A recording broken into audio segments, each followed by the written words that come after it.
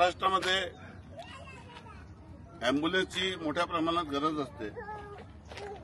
एका बाजूने 108 ची सुविधा आहे, तर दुसऱ्या बाजूने आपण तालुक्यामध्ये जेव्हा अँब्युलन्स चालवतो किंवा आमदार निधीतून कुठे अँब्युलन्स देण्याची व्यवस्था करतो, अँब्युलन्स आपल्याला घेता येते, परंतु अँब्युलन्सचा ड्रायव्हरचा 3 शिफ्टचा खर्च, त्याचा डिझेलचा खर्च आणि मेंटेनन्सचा खर्च आपल्याला होत नाही।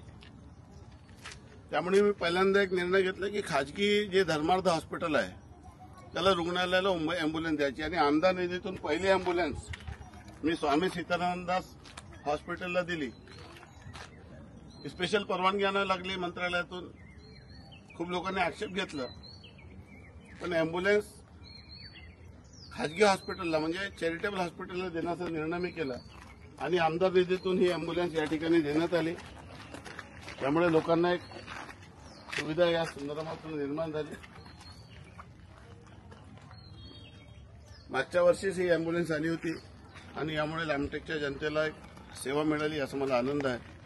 अधिक याशिवाय देखील अधिक अँब्युलन्स सेवा कशी करून देता येईल त्यासाठी माझा प्रयत्न सुरू आहे आणि कुठली चॅरिटेबल संस्था जर अशा पद्धतीची अँब्युलन्स घ्यायला तयार असेल तर मी ते त्यांना देण्याचा प्रयत्न करणार आहे, जेणेकरून याचा आवर्ती खर्च होईल आणि याचा मेंटेनन्स ते करू शकतील।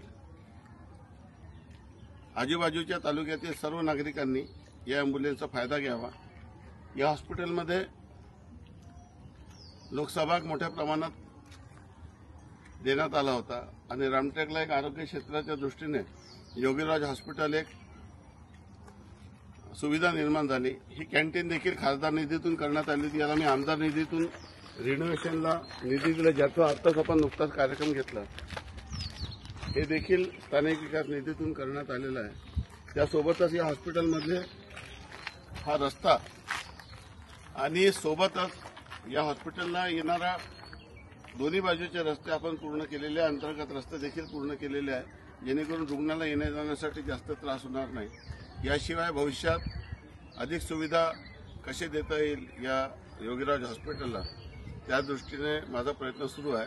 मी आपल्या सर्वांना सांगू इच्छितो की चॅरिटेबल हॉस्पिटल महाराष्ट्राचे माझ्या अखत्यारीत येतात। मी त्यांच्या कमिटीचा अध्यक्ष आहे महाराष्ट्राचा आणि या हॉस्पिटलमध्ये 10% बेड हे दुर्बलासाठी आणि 10% बेड हे निर्धन गरीब व्यक्तीसाठी आरक्षित आहे आणि कुठल्याही व्यक्ती जी अतिशय गरीब परिस्थितीत आहे त्यांनी या योजनेचा लाभ घ्यावा।